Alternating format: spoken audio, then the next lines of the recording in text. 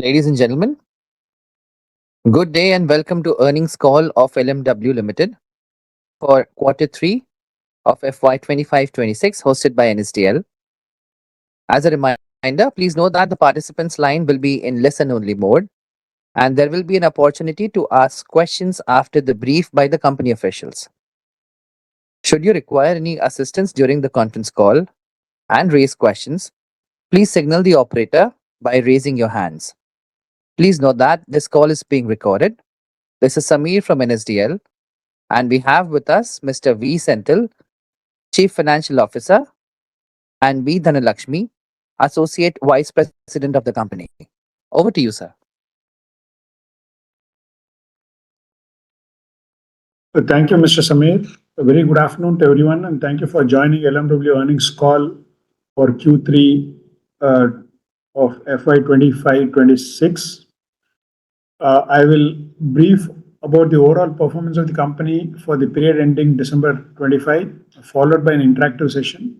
I would also like to clarify that certain statements made in the discussion during the call will be forward-looking in nature.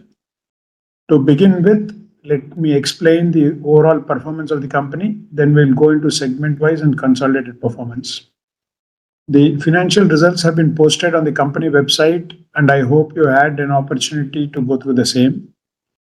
The revenue for the quarter ended December 25 is 767 crores as against 776 crores for September 25, which is flat. For the 9-month period ending December 25, the revenue stands at 2,228 crores as against 2,120 crores for the same period for the last year. The PBT for the quarter stands at 56 crores as against 59 crores for the immediate previous quarter. And for the 9-month period, it stands at 149 crores as against 93 crores for the 9-month period for the previous year. There is an exceptional item of around rupees 11.5 crores during the quarter and period ending December 25, which is a one-time impact on account of the new labor code regulations. And for the period ended Q3, there is a 1.29 crore which was incurred towards VRS. Going to division-wise details, TMD revenue stands at 440 crores for the current quarter as against 461 crores for the previous quarter. And for the 9-month period, the turnover was 1,316 crores compared to 1,347 crores for the same period during the previous year. This is a reduction of around 2%. The overall loss for this division in the current quarter stands at 3 crores. In the period to date, the loss is 1 crore as against a loss of 23 crores during the last period ending December 24. With respect to the order book, we currently hold an order book of 2,600 crores, of which the actual orders are around 1,500 crores. With respect to the sales which has been clocked during the 9-month period, the ratio of domestic to export to spares stands at 65% domestic, 9% exports and 26% spares. As we have mentioned earlier, we continue a 5-day working week for textile machinery division on account of lower capacity utilization. This trend continues to be monitored, and depending on the order flow, will take the next course of action. With respect to LMW Global, the turnover for the 9-month period stands at 128 crores as against a comparative number of 75 crores for the period ended December 24. For December 25, the loss stands at 25 crores for the current period as against a profit of 1.5 crores for the previous period and the period. And the order book for export stands at 139 crores. In LMW China, for the 9-month period ending December 25, the turnover stands at 52 crores, and for the comparative period last year, it stood at 54 crores. The loss for the current period is rupees 11 crores as against a loss of 4 crores for the previous period. The order book on hand in China is rupees 6 crores. Now I move to Machine Tool Division and Foundry.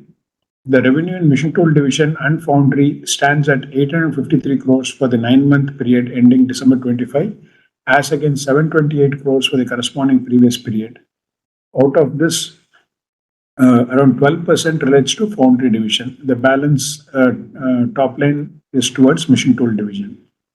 With respect to ATC, the revenue for the 9-month period stands at 150 crores for the 9 months, as against 123 crores for the corresponding previous period. At a consolidated level, the revenue stands at 2,274 crores for the 9-month ended December 25, as against 208 crores during the corresponding previous period. And the profit at rupees 104 crores as against rupees 90 crores for the corresponding previous period. With this brief, I would like to continue to the interactive session. Over to you, Mr. Samir. Sir, thank you so much.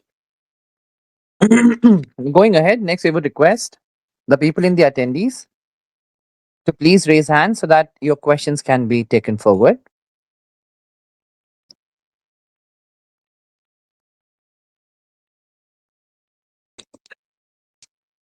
So we have our first person in the attendees who would like to proceed with the questions. We have with us Mr. Divyam Doshi. Hello, so good afternoon. And I wanted to ask that in the previous con calls, you had mentioned that demand was supposed to pick up after the Q, uh, after 9 months or approximately after December.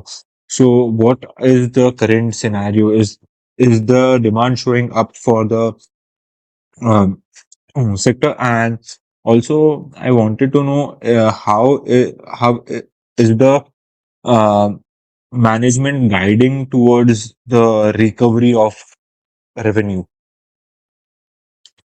Um, Mr. Divyam Doshi, do you have any other questions apart from this for TMD? Yeah. So I'll ask one more question. Yeah, Uh, please go on. yeah. So we have seen that. Just a second, sir. Huh. Um, what are the other indicators that you are tracking apart to show that the demand has been shown? That's it.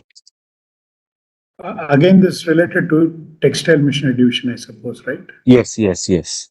Okay. Anything on any other divisions? No, sir. Okay. Thank you. Thank you for the call. Thank you for the question. With respect to the previous our anticipation, yes, we have anticipated that since the downturn has been a sustained one and it has extended almost now close to 2 years, the anticipation was that the demand would pick up, and this is indicative of from the historical data what we have seen in the past. However, the factors which are affecting, especially in terms of tariff which has come in, these are the things which have were not factors which we know of in the past. So we this is a business where we have always seen 8-year cycles, and this 8-year cycle of going up and going down, where there's a consistent increase, uh, has always been noticed. So our anticipation was that post slowdown of almost 18 months, there will be a bounce back. And this has not happened because of the uncertainty on the demand side. Having said that, what we still um, anticipate is that during this time as well, within India, there has been a consistent utilization of spinning mills at a fairly high level, and the mills which continue to operate are waiting for certain indications. Now, those indications would be one of the things which has come recently, of course, is the EU FTA, but even before that, there has been good amount of incentivization, not incentivization, at least good amount of policies from the government, be it GST, be it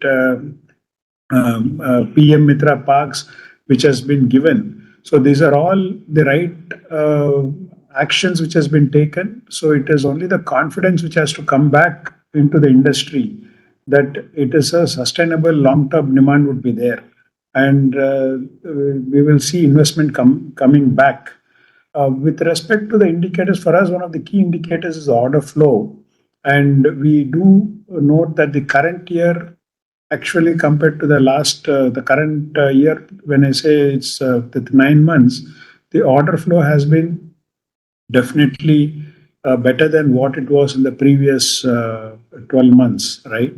So, yes, there are indicators, people are investing, we are selling, but at the same time, the confidence level is not very high, and a lot of external factors are uh, postponing the day. Because of the external factors, there is postponement of decision.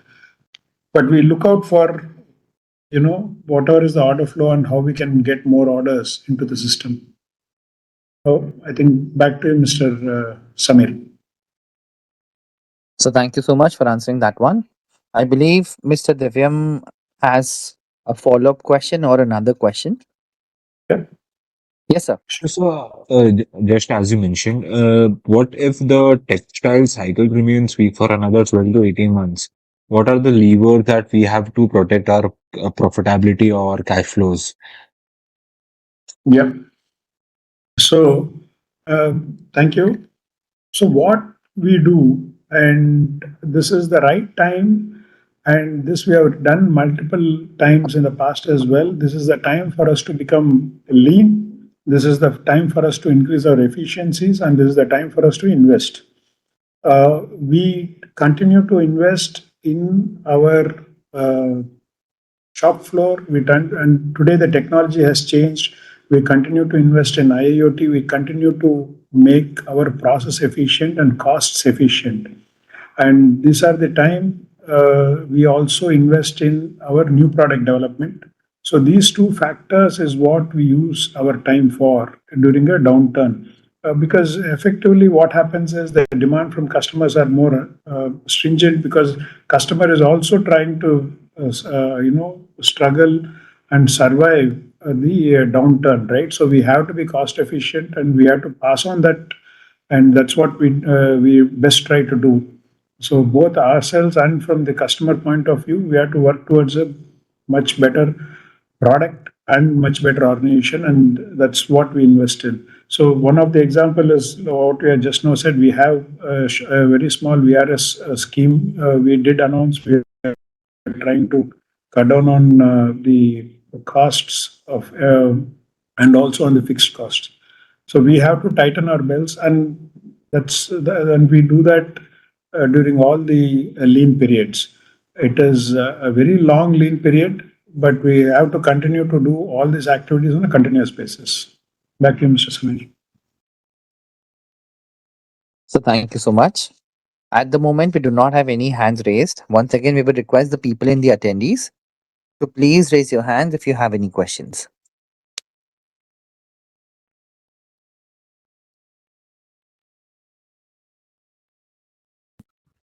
For the next question, we have with us Mr. Manish Goyal.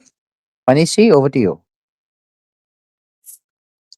Yeah, yeah. Thank you so much. Very good afternoon, sir. Sir, can you repeat the subsidiary numbers for Global Dubai and for the China? And what I probably observed from your segmental numbers is that in consolidation, the losses are much higher than the standalone. So, like to know what is it pertaining to? What has led to increase in losses? So that was my first question. And also, if you can give some perspective about demand outlook for machine tool division, we have seen some improvement on revenue growth as well as on the some bit of inch up in margin. So how should we look going forward over the next 6 to 12 months on the MTD? And on ATC, sir, how is order book building up over there? We now for the first time have seen a double-digit margins. Can we see the momentum continue on both revenue growth and margin improvement, sir? These are three questions. Thank you. Thank you, Mr. Manish. Thank you for the questions. So, with respect to the subsidiary, I would repeat those numbers. For the 9 month period, we did a turnover of 128 crores at LMW Global. And at China, for the 9 month period, we did 52 crores. The increase in loss, I think we have clocked around loss in both these divisions, because the increase in loss on account of now the entire global setup, the export setup having moved under the holding company, which holds both these companies, and the entire costs are all with the holding company. The entire decision making is there. All the 7 or 8 odd countries where we have offices all report into that. The normal turnover as a percentage, if you see, exports always used to be clocking around 20% to 25% of our overall turnover. But considering the countries where we are operating, none of these countries are doing well, and our export as a percentage of volume has shrunk to, like I said, in the current state, it is around 9%. 9 to 10% is what export volume is. And this is not absorbing these costs. It has been a tough situation. In fact, Bangladesh, Turkey are key countries for us, and they have their own challenges. And other countries, definitely Indonesia is doing well, and Vietnam to some extent is doing well. Egypt and few African countries and are looking at further investments. Egypt, there are some investments coming in, but it is taking time. I think the challenge what we see from in India is similar, very similar to what we are seeing in other locations as well, right? And China in itself is investing, but it is very specific to 1 or 2 large orders where the investments are going in. So there is a challenge there as well, and that is where we see that we have spent so the entire spend which has moved to our holding company. There is a loss because of that. But having said that, uh, it's the same case everywhere. Investments are not happening. Investments will happen. It is only a matter of the right opportunity and right conditions for investment. Today, so having said that, if you look at tariff, both Egypt and Turkey, in fact, have the lowest tariff. But because of the economic situation, Egypt, there is more investment discussions going on compared to Turkey. So yeah, we feel yes, this will there will be turnaround. It is only a matter of time and the right conditions around this. And that is point number one. With respect to the mission tool division, uh, yes, we are quite optimistic about mission tool division, especially the fact that we are seeing more numbers on the machining centers, VMCs. So the demand outlook is quite strong. We are very positive about continued growth in that sector. And within that, between turning centers and machining centers, we are working more on the machining centers because that is where we will be building higher market share because of the new products what we continue to introduce on the machining center side. There are certain within machining centers, you have vertical and horizontal machining centers. That is a subset of the machining centers, but this is a sector to focus on. And this is a sector where we have introduced machines over the last 5 years, and we continue to expand our footprint as far as machining centers are concerned. So, very positive as far as the uh, machine tool division is concerned. The capacity utilization within the machine tool business today, still we have bandwidth to grow there. We still are clocking only 75% capacity utilization, so there is enough space for us to move and deliver for the balance capacity which is available within the machine tool division.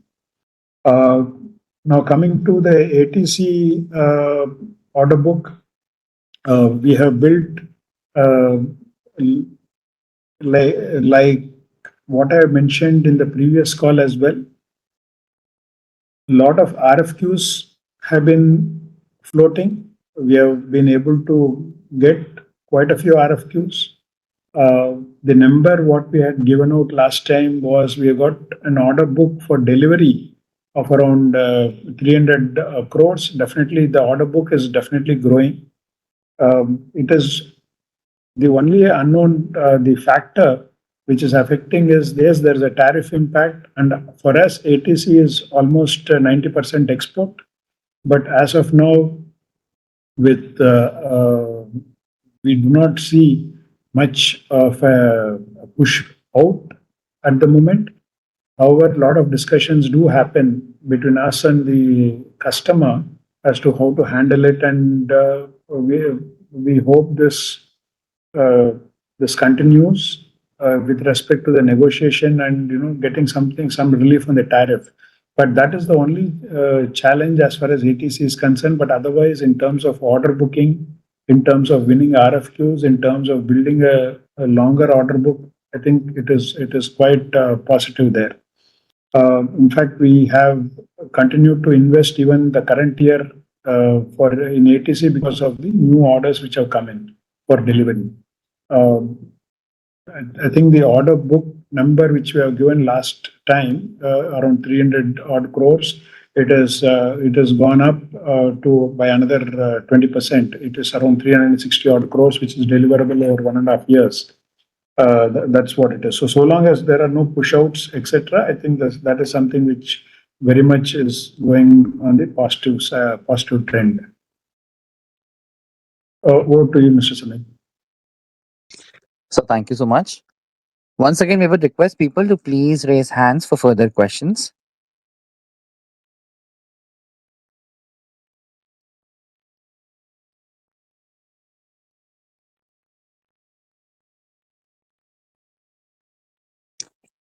So going ahead, we have with us Mr. Krunal Shah.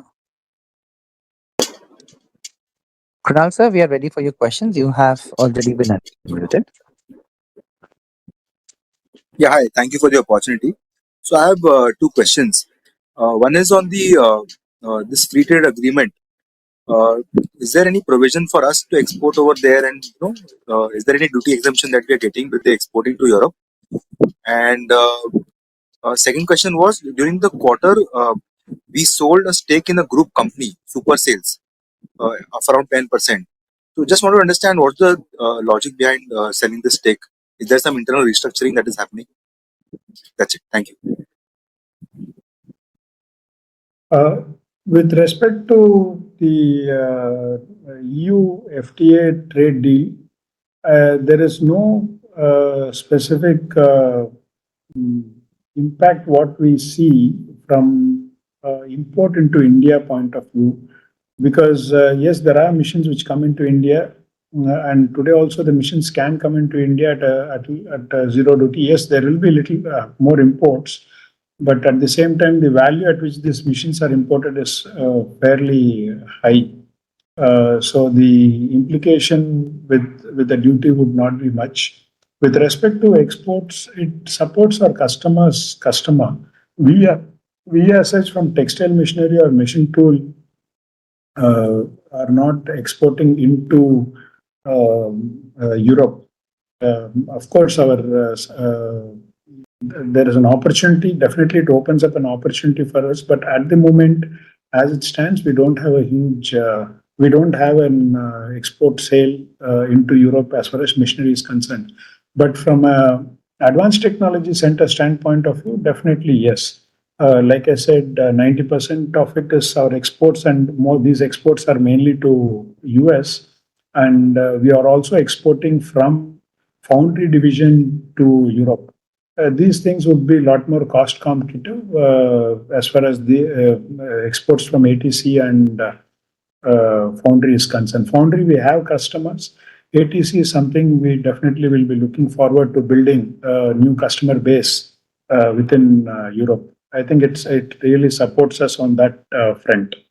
With respect to super sales, it was not a core investment which we wanted to hold, and that is the reason we have sold the sales of the shares of super sales.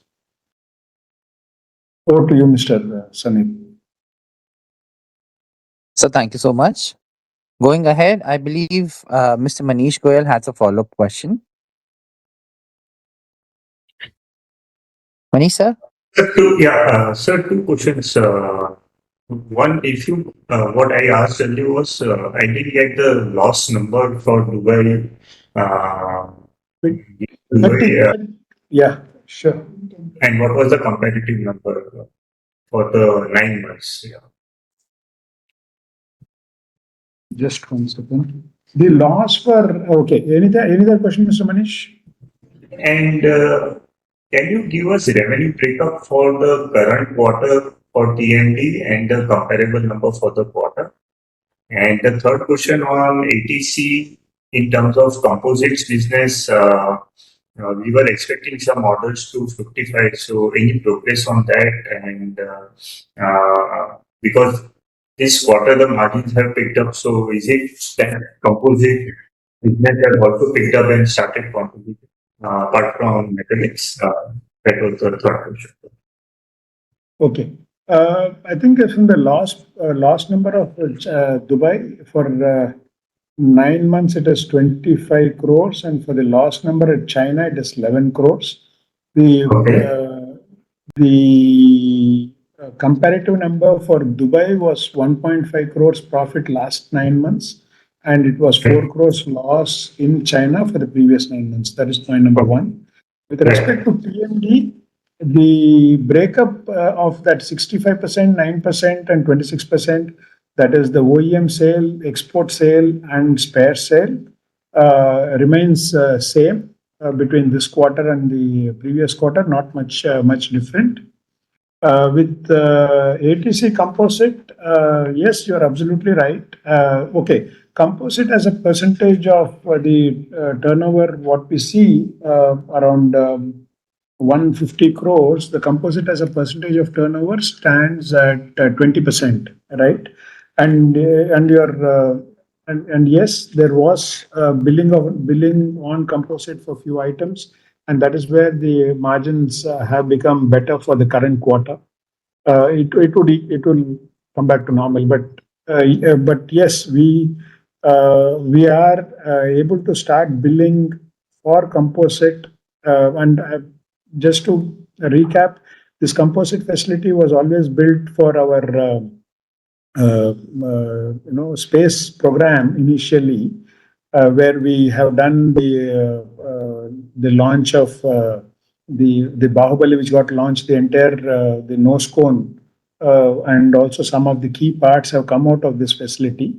However, over last 1.5 years, we have pivoted to also doing anything with respect to advanced technology, with respect to space, aerospace, etc. And that is where we are pushing for a better utilization of the plant in composite, and we are starting to see the billing on composite from last couple of quarters in a small manner, but overall turnover of composite in this continues to be at 20%.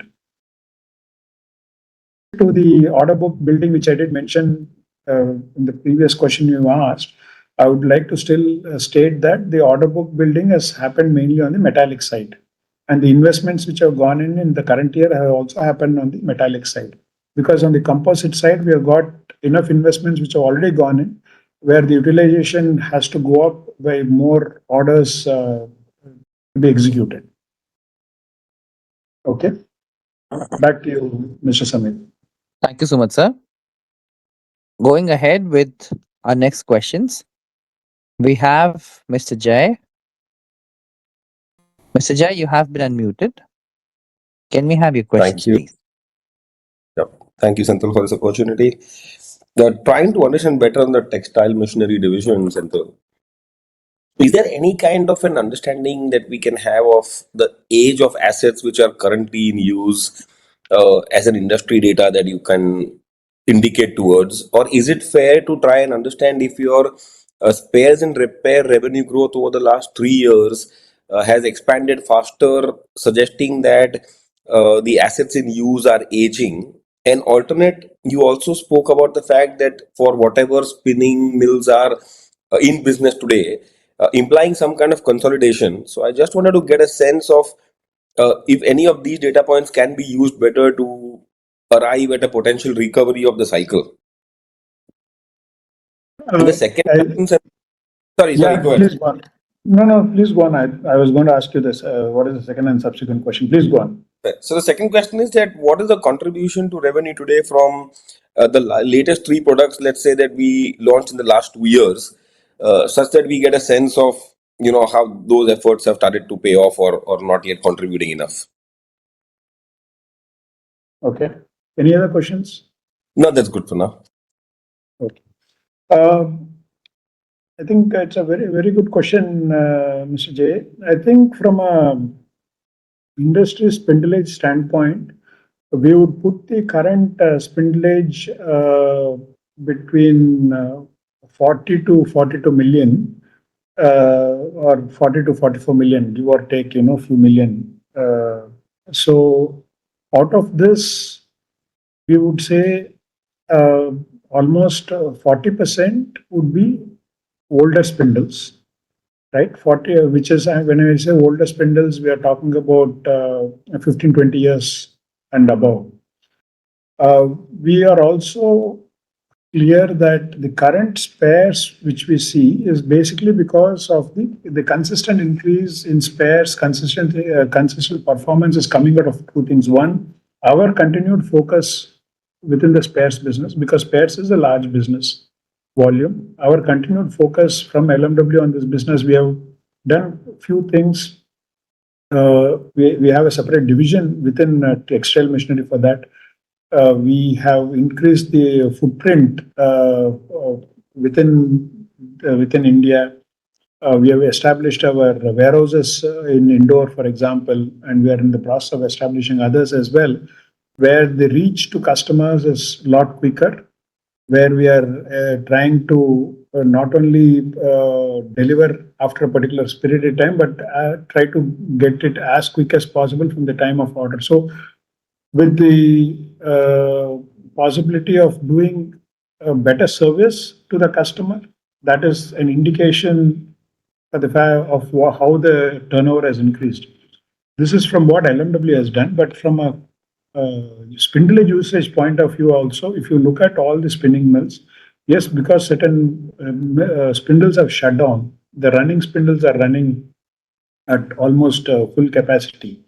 And you can talk to any spinning mill and they'll fairly give you at 95%, 90% and above utilization, or 95 and above utilization. So the consumption of spares has been also consistent.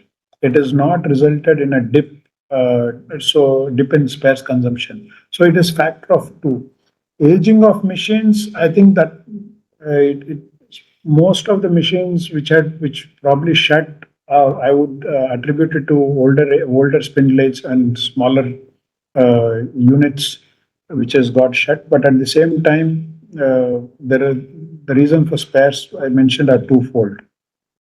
With respect to again going back to the spindles as such, there is a lot of incentives today for spindles to be established or new mills to be established in various states. There are state incentives, there are central incentives. So now, like I mentioned, it is the confidence level at which we can invest and people can commit, the investors can commit to these investments. And that is where, whilst we do have a lot of discussions, we have a lot of customers who are discussing on investment, their decisions are not coming forward because of the uncertainty around what is going to, hit us. And definitely the tariff has been and is and also has been a major factor in this, for the decisions not to come through. With respect to the NPD we don't want to give out the NPD number or exactly what you're asking for. So I may not be able to give you the NPD number, but what we do inform, and in fact, in the last exhibition also we have shown our auto winder, our Lakshmi winder, our there's a new 1.2, 1.25 or 1.28 card machine which has been launched, and a new draw frame which has been launched. So we do track them for market share in these independent segments, but we don't give out the NPD percentage. Over to you, Mr. Samir. So thank you so much.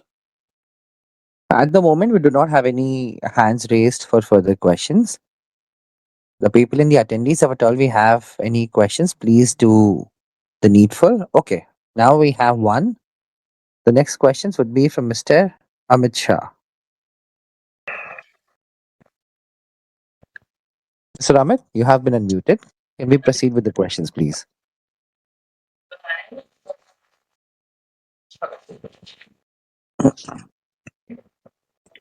Mr. Amit, you have been unmuted since you raised your hand. Yeah, yeah. Hello. Yes, sir. We can Yeah, hear you, sir. Mr. Amit. Yeah, yeah.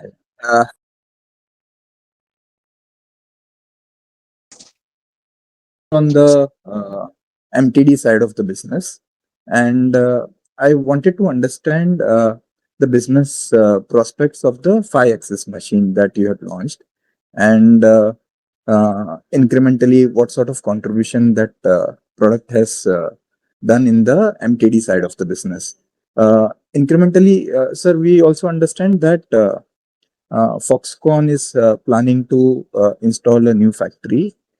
So any incremental development that we have on the 5-axis machine that we had launched. So that's the only question I have. Okay. Thank you, Mr. Amit. Mr. Amit, okay, when you say Foxconn,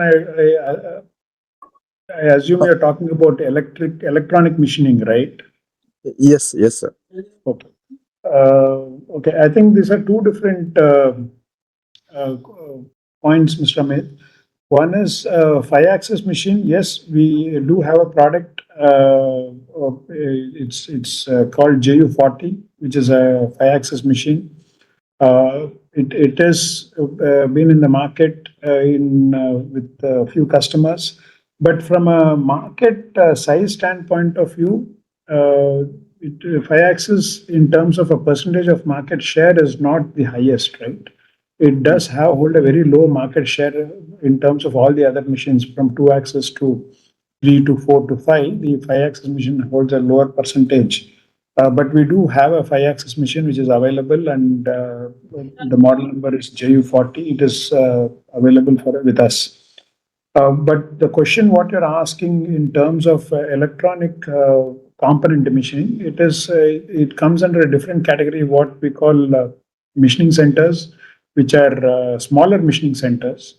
The model what we have for that is J1 and J2, what we call them, are the machining centers which we sell for electronic machining. I can't get into the specifics of supply to a specific customer, but these models are available, these machines are available, and it is not just for the customer of Foxconn, right? As a Foxconn as a customer, it is also, these machines are also used in the immediate ecosystem of supplier base to Foxconn. So they make tools and dies, they make holding fixtures. So these machines also get used in that particular segment. These machines are actually much smaller in size compared to a larger 5-axis machine. So that's so I think, I hope that answers the question what you asked.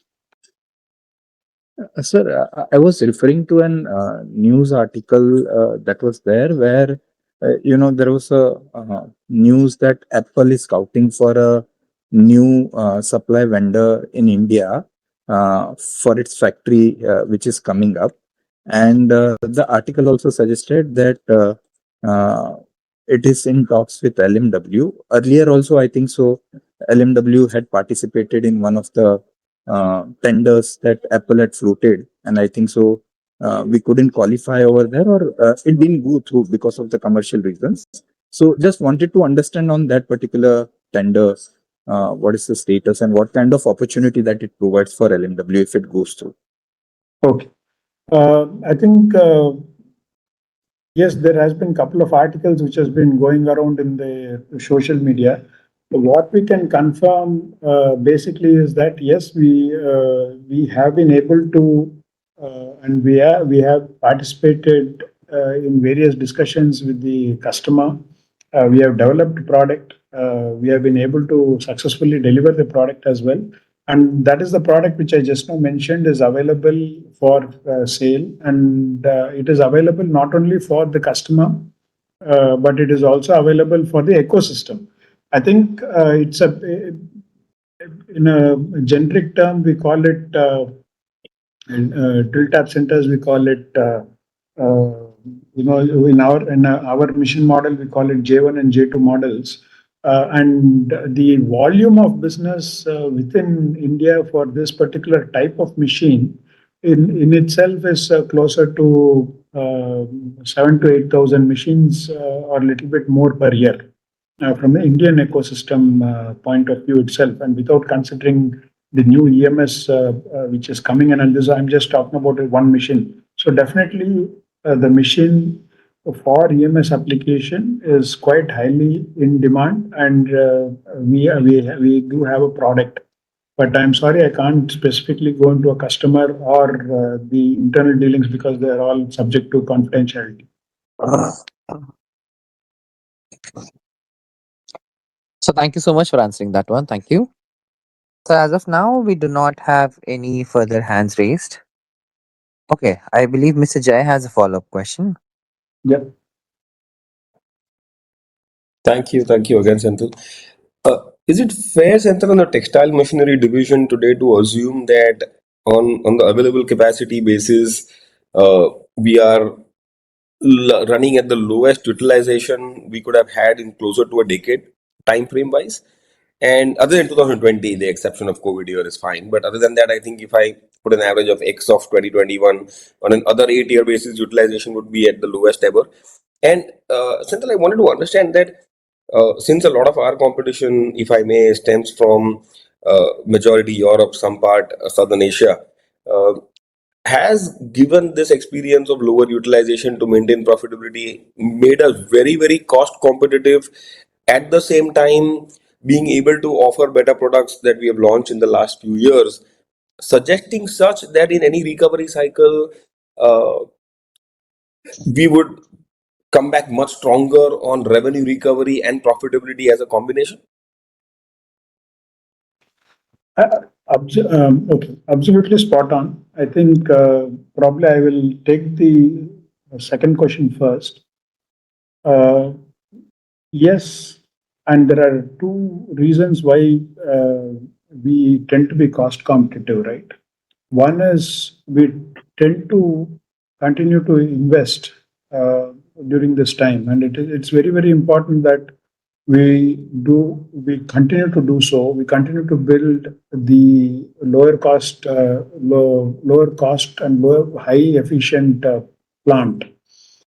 And at the same time, NPD, and in fact, we did mention, I will repeat, in fact, the three machines, what we launched in ITMA in Singapore, will definitely showcase the fact that we are investing not only in the plant but also in the products.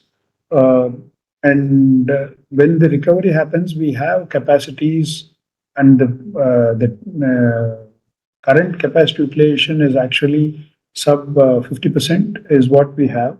So there is, and we know where we have reached also, right? Post COVID, when you have hit the high numbers, we know what we have reached.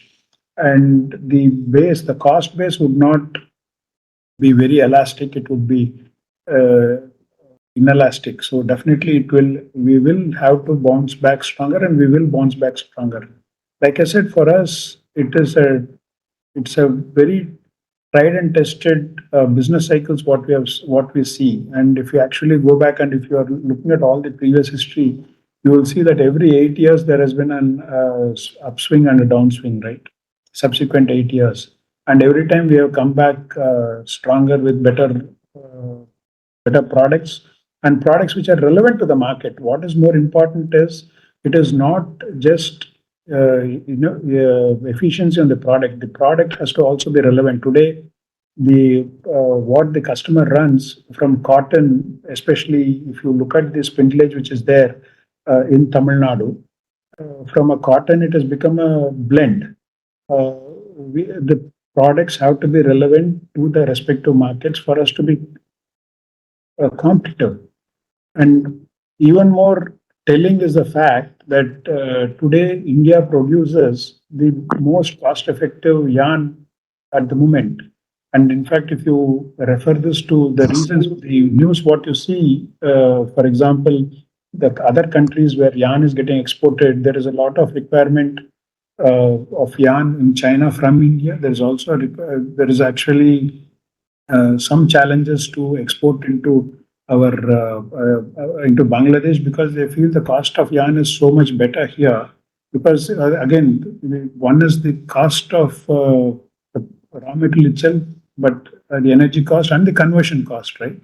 So these machines, what we make has to make sense and be relevant, and that is what we do, Mr. J, during this downtime. Uh, it, we will definitely emerge back stronger. And what will we have seen a what do you call a not a K or a V, whatever we call it. There is a huge upswing post COVID. Whether that is going to come or not, we do not know. But we just tighten our belts and wait till that moment comes. Over to you, Mr. Samir. So thank you so much. Going ahead, I believe Mr. Amit Shah has another one. Yeah. Amit sir? Thank you, thank you, sir, for the follow-up.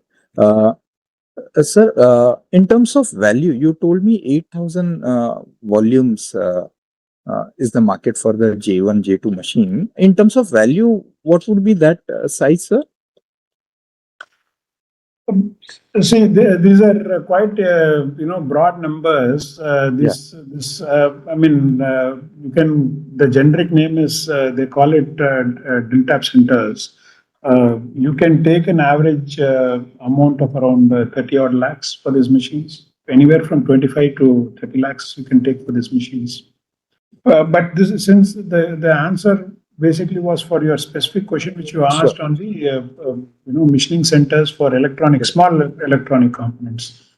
This machine tool division is such a vast variety of machines are available, right? So you are making long shafts for what do you call the oil business.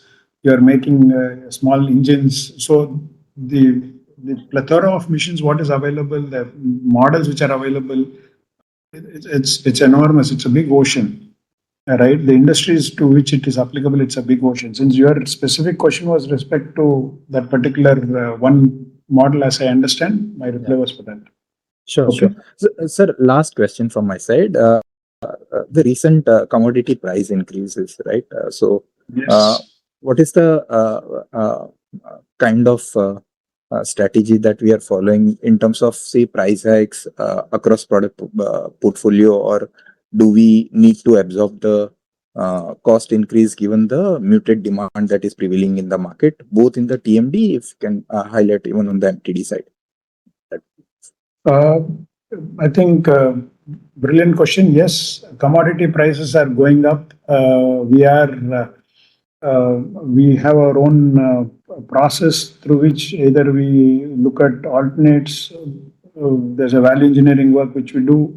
But as of now, considering the market as it is, there is no way we feel that it is something which can be absorbed by the market.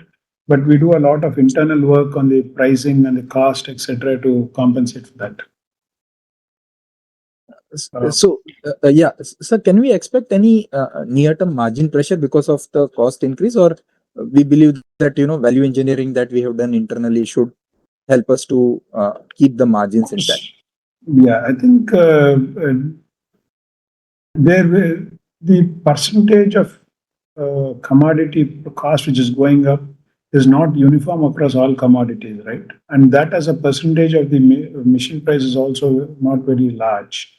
So yes, there will be cost margin pressure, but we are not discussing in terms of particular percentage here. But for businesses like Foundry, we got a clear pass-through clause with the customer. So whatever happens, we pass through, and the margins are safe there. With respect to Advanced Technology Center, also these are all prices which are backed by contracts with the customer. So if there's a price increase, there's an immediate price revision there as well. In the other two businesses, we don't see a major impact on account. Over to you, Mr. Samir. So thank you so much. We have with us Mr. Samarth. Mr. Samarth, we are ready for your questions. So two questions from my side. So in the machine tool division, can you share the mix between the turning centers and the machining centers? And in the textile machines, so when we like if India has a FTA and more volumes come to India under the FTA, so if Bangladesh, Vietnam and these countries, probably if they have lower volumes, so does this impact our exports which we are doing to these markets? And considering the exports made slightly better margins for us, so can you talk on this thing? Thank you. Can you repeat the second question, please? I didn't quite understand what the question was. So Bangladesh, which is a large which supplies a lot of garments to Europe. Yep. So they rely on lot of yarn being imported from India. Yeah. So if India wins, if India gets some share from Bangladesh, so does it impact our export business in Bangladesh? That was the question. Okay, I think with respect to MTD, the machining center, turning center, you can take a percentage of 75% turning centers and 25% machining centers. With respect to the business within Bangladesh, see, it is a two-way, right? One is if the local spinners are able to spin, do they have enough capacities? The answer to that is definitely a no. They don't have enough capacities. Can they import 100% of the yarn? Technically, yes, but would they want to import 100% of the yarn? Probably no, because there is a value addition concept, right?